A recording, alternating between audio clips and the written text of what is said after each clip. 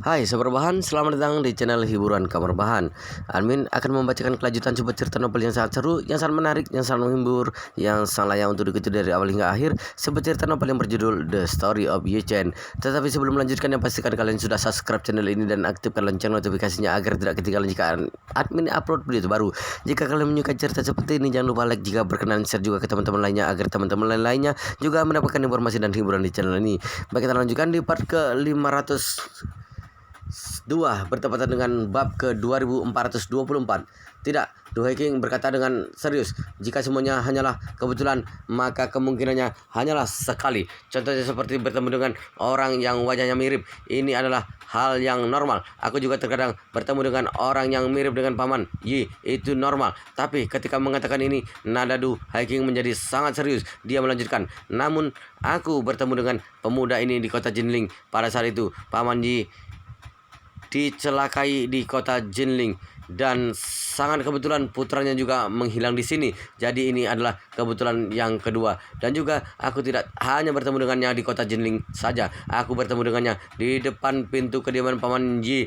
Jika dia tidak ada hubungannya dengan Paman Yi, bagaimana mungkin muncul di sana? Sujiyu terdiam sesaat. Ia mengangguk dan berkata dengan serius, "Ibu, aku merasa pemikiranmu sangat benar sekali. Pemuda yang kamu temui di depan gerbang kediaman Paman Yi kemungkinan besar adalah putra Paman Yi." Ketika membicarakan ini, Sujiyu bertanya lagi, "Ibu, jika putra Paman Yi menghilang di kota Jinling pada saat itu dan tetap berada di kota Jinling hingga saat ini, maka yang kamu temui itu kemungkinan besar adalah putra Paman Yi. Tapi itu tidak berarti dia adalah penyelamatku. Apakah kamu adalah bukti yang kuat mengenai ini?" Du Haking menggelengkan kepalanya dan berkata, "Aku tidak punya bukti, karena sampai saat ini aku juga masih belum pernah melihat penyelamatmu. Tapi jika penyelamat mengatur kita tinggal di hotel milik keluarga Ji, maka aku yakin bahwa dia pasti memiliki hubungan yang mendalam dengan keluarga Ji." Sujiyu berpikir keras dan bergumam, "Jika seperti yang ibu katakan, putra Paman Yi adalah penyelamat, maka dia telah sendirian di kota Jinling. Selama ini ia tidak memiliki siapapun. Bagaimana bisa memiliki kemampuan yang begitu kuat? Ini tidak masuk akal. Seorang master tidak dapat terlatih tanpa memiliki pelatihan dari keluarga bela diri papan atas. Kamu lihat keluarga He begitu hebat, dengan sepenuh hati melatih Suroli menjadi begitu hebat. Namun kemampuan Suroli masih berjarak jauh dengan penyelamat. Kalau aku menemui beberapa ninja yang menculikku pada saat di Jepang, aku rasa itu membutuhkan sepasang Suroli baru bisa memenangkan perperangan itu." Du Haking tersenyum sedikit. Ia sulit untuk dikatakan, namun instingku memberitahuku bahwa penyelamat yang ingin kamu cari kemungkinan besar adalah dia. Sujiyu menghela napasnya dan berkata, "Tapi aku masih tidak mengerti. Jika penyelamat benar adalah putra Paman Yi, maka seharusnya dia sangat membenci keluarga Su karena ayah telah membentuk aliansi anti Yi pada saat itu. Selama ini juga terus tidak berdamai dengan keluarga Yi. Bagaimana mungkin dia menolong kita? Apalagi aku dan kakakku, kami berdua bermarga Su. Bagi dia, kami adalah anak dari musuh dia." Du Haking menggeleng. "Aku tidak mengerti beberapa masalah ini, namun aku percaya bahwa cepat atau lambat pasti akan jelas. Bagaimanapun penyelamat telah menolong kita dan melindungi kita. Itu sama saja telah mempertahankan perikatan antara kita. Aku percaya tidak lama lagi dia akan memperlihatkan dirinya." Suji juga menjadi bersemangat. Ia bergumam, "Penyelamat telah menolong kita bertiga. Jika benar menemuinya, aku bersedia melakukan apapun untuknya, untuk membalas kebaikannya." Ia tidak dapat menyembunyikan ekspresi malu dan ketertarikan yang dimiliki seorang gadis kepada kekasihnya. Ia juga tidak bisa menyalahkannya. Wanita manapun yang telah melalui dua ambang kematian dan setiap kali diselamatkan oleh seseorang yang sama, ditakutkan hatinya telah tersentuh. Apalagi setelah Sujiyu kembali dari Jepang, dia telah terobsesi dengan Yi Chen. Kali ini tidak hanya bertemu dengan Yi Chen, tapi juga diselamatkan oleh Yi Chen. Yi Chen bahkan juga menyelamatkan ibunya. Ini telah sepenuhnya merebut hati gadis muda seperti Sujiyu. Du Haking menatap putrinya dan otaknya tidak berhenti memikirkan pemuda yang ia temui di depan gerbang kediaman Yi Changjing. Begitu teringat dengan dirinya secara langsung, ia teringat dengan cinta dalam hidupnya, Yi Changjing. Ketika matanya berlinang air mata, dia menghela napas dan bergumam dalam hati, Jiyu takutnya telah tersentuh oleh penyelamatnya. Jika benar yang ia cari adalah putra Changjing, maka takdir benar-benar mempermainkan orang. Ketika Yi Chen menempatkan Du Haking dan Sujiyu di Hotel Buckingham Palace, dia tidak berpikir bahwa hotel akan mengungkapkan identitasnya. Setelah dia memposting video di internet, dia tidak terlalu memperhatikan masalah ini karena dia tahu video ini pasti akan menyeret Su Chengpeng dan seluruh anggota keluarga Su ke dalam rawa perang seluruh rakyat. Dan dia mengunggah video itu ke platform video pendek yang diakuisisi oleh keluarga Yi, sehingga tidak perlu khawatir bahwa keluarga Su akan memblokir video ini. Karena bagi keluarga Yi tidak peduli berapa banyak uang yang diberikan, mereka tidak akan berbisnis dengan keluarga Su. Yi Zhongquan tidak akan pernah melewatkan kesempatan ini untuk mempermalukan dengan menyerang keluarga Su. Pagi hari, Securan masih tertidur. Yi Chen turun dari tempat tidur dan membereskan diri. Ketika sampai di lantai 1, ibu mertuanya Malan sedang menyiapkan sarapan sambil menopang pada tongkatnya. Meskipun kaki Malan patah, namun dia masih sangat aktif. Selama masih ada pekerjaan rumah yang mampu ia lakukan, dia pasti akan melakukannya. Saat ini Malan sedang menonton ponselnya dengan penuh semangat sambil makan nasi gorengnya. Lengan kanannya menopang pada tongkat yang terbuat dari aluminium. Mendengar Yi Chen turun, dia langsung tersadar kembali. Dengan gembira ia berkata, "Oh menantuku, cepat datang. Terjadi sesuatu besar di kota Jinling." Mendengar perkataannya, Yi Chen sudah bisa menebak apa yang terjadi. Namun dia masih berpura-pura penasaran dan bertanya, "Ibu, apa yang terjadi?" Malan berkata dengan serius, "Apakah kamu tahu ada sebuah keluarga yang sangat kuat di Janjing? Keluarga bermarga Su." Yi Chen mengangguk. "Oh, aku pernah mendengarnya."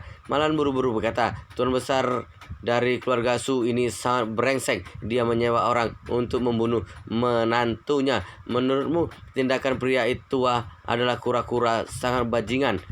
Yi Chen tersenyum dan berkata, "Berdasarkan yang kamu katakan, pria tua bermarga Su ini benar-benar bajingan." Tidak hanya itu, Malan menggertak. Benar-benar orang yang berdosa. Saat ini sudah merupakan hukum beradab. Jika masih dalam masyarakat feudal, maka tua bangka ini pasti sudah diberi hukuman siksaan. Menantuku yang baik, apakah kamu tahu apa itu hukuman siksaan? Itu adalah menggunakan pisau, tidak berhenti menyilet dari diri sendiri seperti koki yang sedang mengiris sosis di televisi. Mengirisnya dengan tipis, mengirisnya hingga beribu-ribu helai hingga ia kehilangan napas. Yi Chen melihat Malan menggertak giginya dengan kuat. Dia tidak dapat menahan rasa penasarannya dan bertanya, "Ibu, kenapa kamu begitu emosional?" Malan berkata dengan kesal, "Begitu melihat berita ini, aku langsung teringat dengan nenek bajingan itu. Wanita tua itu sama jahatnya dengan pria tua bermarga Su. Sial, dulu ketika dia di tahanan, apakah kamu tahu betapa kejamnya dia? Si tua bangka bahkan tidak dapat berjalan dengan stabil. Tapi ketika memukulku, mereka seperti ingin memukulku hingga mati. Ingin sekali aku mati di dalam tahanan." Dua tua bangka ini begitu buruk terhadap menantu mereka. Sungguh pasangan yang tidak berakal. Yi Chen tidak menyangka dia bisa terlihat dengan Dia bisa teringat dengan Nyonya Besar Xiao melalui perbuatan Malan dan Tuan Besar Su ketika ia juga tidak tahu bagaimana menjawabnya. Saat ini Malan menghela nafas dan berkata, "Aku hanya merasa kasihan dengan wanita bernama Du Haiking. Aku rasa dia adalah wanita yang baik hati dan bijaksana sepertiku.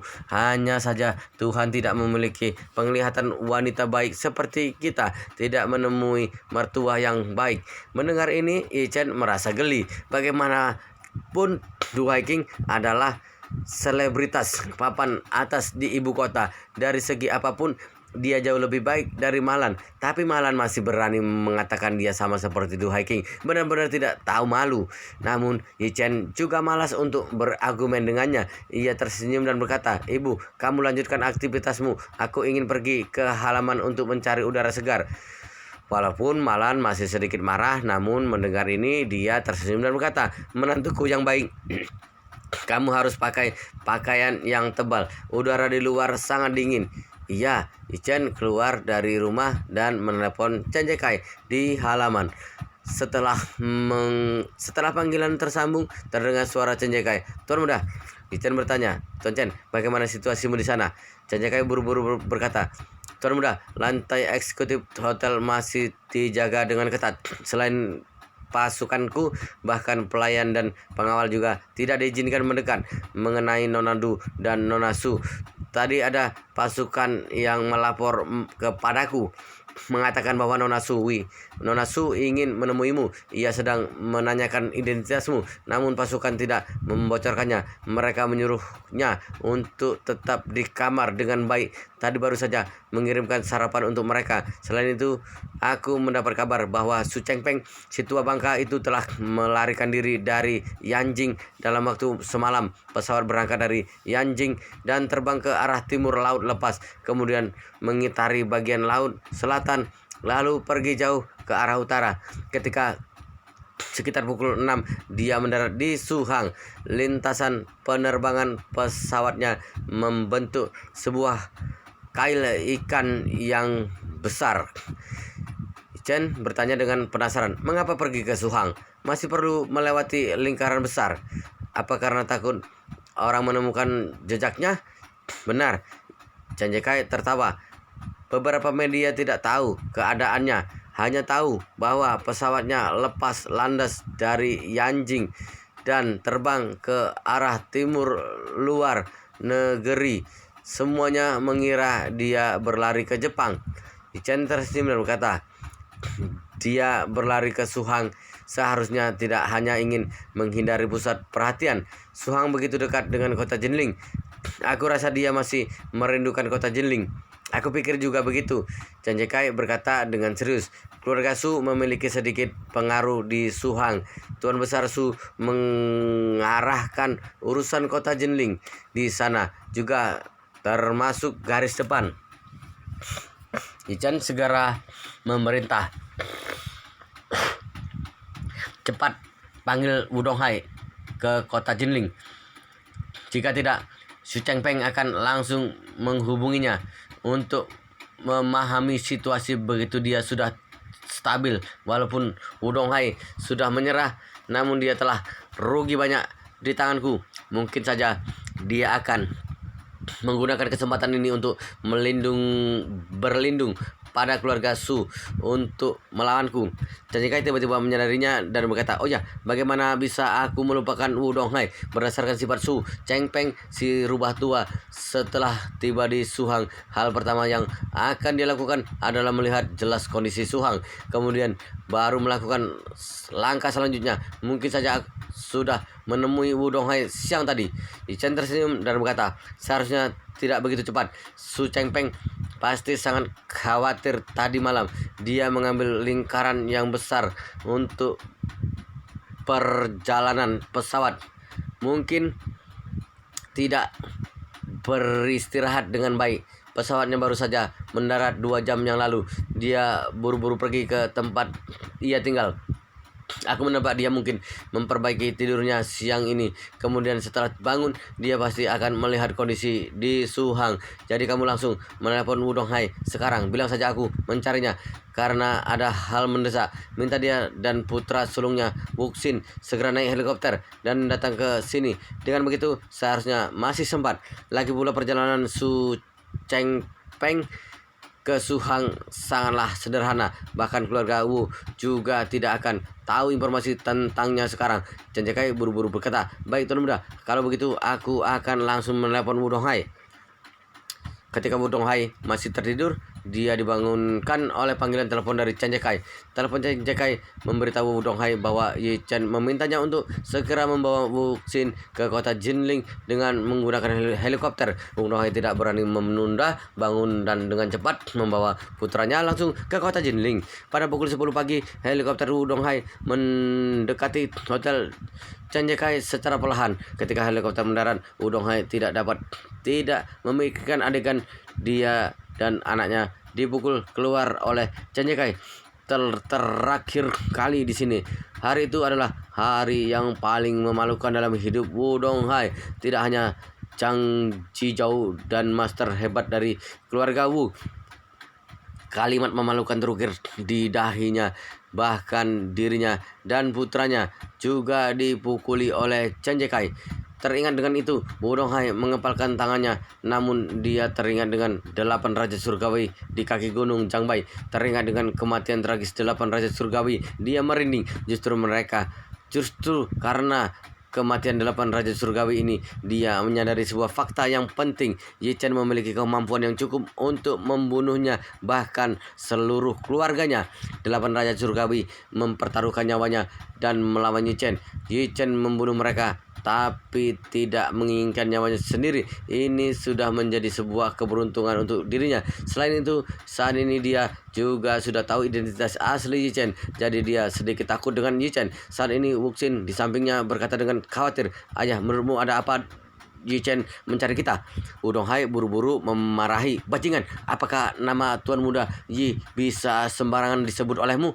Wuxin berkata dengan sedih, ayah, bukankah aku sedang berbicara berdua denganmu? Kenapa kamu begitu sensitif? Wudong Hai berseru, sepertinya kamu bodoh. Apa identitas tuan muda Yi? Tuan muda keluarga Yi, seorang master hebat, seorang yang bisa membunuh 8 Raja Surgawi. Siapapun boleh kamu singgung, tapi jangan singgung dia. Bahkan memanggil namanya saja itu juga sangat mudah mendatangkan masalah apa pada diri sendiri. Wuxin mengerutkan bibirnya. Ayah, tindakan kamu terlewat sensitif. Sensitif? Wudong Hai balik bertanya, apakah kamu tidak menonton video di internet kemarin? Tidak, kata Wuxin. Sejak video insiden adik waktu itu, permasalahan Li Guang dan Liu Ming tersebar ke media, aku sudah tidak melihatnya lagi. Namun aku mendapatkan beritanya, jadi tahu masalah secara garis besarnya. Mendengar Wuxin mengungkit Liu Gang dan Liu Ming, Wudong Hai menahan rasa emosional dalam hatinya. Ia bertanya, lalu menurutmu selain tuan muda Yi, apakah ada orang yang memiliki kemampuan dan berani menculik tuan muda kedua dari keluarga Su? Wuxin berpikir sejenak. Ekspresinya menjadi tegang dan berkata, ayah, apa maksudmu? Tuan muda kedua dari keluarga Su diculik oleh Tuan Yi? Wudong Hai berkata, menurutku masalah ini ada di seluruh kota Jinling. Hanya Tuan Yi yang memiliki kemampuan untuk melakukan ini. Selain dia, tidak ada yang dapat melakukannya. Astaga, Wuxin terkejut dan berkata, kenapa Tuan muda Yi tiba-tiba menyerang keluarga Su? Apakah ingin berperang dengan keluarga Su? Wudong Hai menggelengkan kepalanya. Aku tidak tahu bagaimana persisnya, namun yang aku tahu bahwa ada perselisihan antara keluarga Yi dan keluarga Su. Mungkin saja Tuan Yi ingin membalas dendam ayahnya. Wuxin menciutkan lehernya dan menghela nafas. Cara kerja Tuan muda Yi sungguh sangat ganas. Tuan muda kedua keluarga Su baru saja tiba di kota Jinling, langsung diculik olehnya. Dia tidak takut keluarga Su akan membalas dendam kepadanya setelah menemukannya. Wudong Hai berkata dengan serius, dari kemampuannya yang dapat membunuh 8 Raja Surgawi sendirian, menculik tuan muda keluarga kedua dari keluarga Su adalah hal yang sangat mudah baginya, bagaikan kucing yang menangkap tikus. Kemudian Wudong Hai melanjutkan lagi, jika keluarga Su benar ingin melawan Tuan Muda Yi, maka ada kemungkinan Tuan Muda Yi akan membunuh Su Chengpeng seorang diri. Berdasarkan kemampuannya, ia tidak akan membunuh mereka satu persatu di Tiongkok. Menurutku, alasan dia masih membiarkan orang tua ini hidup mungkin karena ingin seperti kucing yang dipermainkan tikus, bukan karena ingin memakannya, tapi ingin mempermainkannya, menyiksanya. Seketika Wuxin menjadi panik. Wudong Hai melihat wajahnya pucat. Dia dengan tegas mengingatkan, ketika menemui Tuan Muda Yi, nanti kamu harus memberikan rasa hormat penuh padanya. Jaga posturmu serendah mungkin padanya. Jangan berbicara jika aku tidak membiarkanmu berbicara, mengerti? Wuxin mengangguk dengan tergesa-gesa. Iya, aku tahu aja. Helikopter mendarat di lantai atas hotel. Janjikai sudah menunggu di sini. Wudong Hai membawa Wuxin turun dari pesawat, buru-buru berjalan ke depan Janjikai dan berkata dengan hormat, Presiden Chen, maaf merepotkan kamu untuk menjemputku. Aku benar-benar tersanjung. Kemudian dia menatap Wuxin dan berkata, cepat sapa Presiden Chen. Wuxin buru-buru berkata, halo Presiden Chen. Janjikai mengangguk dan berkata, kalian berdua ikut aku. Tuan muda sudah menunggu di ruanganku. Wudong Hai buru-buru mengikuti di belakang Janjikai dan datang ke kantor Janjikai di lantai atas hotel. Saat ini Yi Chen berdiri dengan tangan di depan jendela kaca kantor. Setelah Janjikai membawa orang masuk, Wudong Hai buru-buru melangkah maju dan dengan hormat berkata, halo Tuan Muda Yi. Wuxin juga mengikutinya dengan hormat berkata, halo Tuan Muda Yi. Yi Chen sedikit mengangguk berkata, Wudong Hai, apakah kamu tahu mengapa aku mencarimu hari ini? Wudong Hai menggelengkan kepala dan berkata, Tuan Muda Yi, aku benar-benar tidak tahu. Ada apa kamu mencariku? Mohon Tuan Muda Yi untuk memberitahukan kepadaku. Yi Chen berkata dengan acuh tak acuh, aku telah menyelamatkan cucu dan menantu dari putra sulung keluarga Su, kemudian sekaligus menculik Tuan Muda kedua, Su Saude. Harusnya kamu sudah melihat berita ini, bukan? Seketika tubuh Wudong Hai berkedut. Dia buru-buru berkata, jawab Tuan Muda Yi, kami sudah tahu yang kamu katakan ini. Yi Chen melanjutkan, pagi ini kepala keluarga Su Chengpeng telah melarikan diri ke Suhang secara diam-diam. Aku rasa dia pergi ke Suhang untuk bersembunyi dari pusat perhatian dan menjadikan Suhang sebagai garis terdepan untuk mengendalikan kota Jinling, menelusuri masalah di sini serta mencari keberadaan putra keduanya. Wudong Hai buru-buru bertanya, Tuan Muda Yi, apakah kamu ingin menyatakan perang dengan keluarga Su? Yi Chen tersenyum, menyatakan perang? Membosankan sekali jika menyatakan perang. Keluarga Su terkenal suka bermain keras, jadi tentu saja aku tidak akan secara langsung menyerang mereka. Wudong Hai maju selangkah, mengepalkan tangannya dan berkata, Tuan Muda Yi, jika ada hal yang membutuhkan hamba, jangan ragu untuk memberitahuku. Yi Chen mengangguk dan berkata, ada satu hal, aku sangat membutuhkan bantuan kalian. Wudong Hai buru-buru berkata, silakan katakan Tuan Muda Yi. Yi Chen berkata, aku kira Su Chengpeng akan berinisiatif untuk menghubungi keluarga besar lokal di Suhang, termasuk kalian, keluarga Wu. Mereka mungkin akan bertanya mengenai situasi di kota Jinling dengan kalian, atau mungkin akan memberikan simbol perdamaian dengan kalian, membiarkan kalian bekerja sama dengan keluarga Su dan berkorban untuk keluarga Su. Wudong Hai buru-buru berkata, tenang saja Tuan Muda Yi, aku Wudong Hai pasti akan setia kepadamu, tidak akan berhubungan dengan keluarga Su. Yi Chen melambaikan tangannya, jangan, aku butuh kamu untuk menjalin hubungan dengan keluarga Su. Wow, luar biasa sekali guys, ceritanya sangat seru, sangat menarik, sangat menghibur, sangat membuat kita penasaran jika tidak mengetahui cerita kelanjutannya. Tetapi sepertinya di bab ini sampai di sini dulu, dan kita akan lanjutkan di bab berikutnya di video selanjutnya. Pastikan kalian sudah subscribe channel ini dan aktifkan lonceng notifikasinya agar tidak ketinggalan jika admin upload video baru. Jika kalian menyukai cerita seperti ini, jangan lupa like, jika berkenan share juga ke teman-teman lainnya agar teman-teman lainnya juga mendapatkan informasi dan hiburan di channel ini. Baik, kita lanjutkan di bab berikutnya di video selanjutnya.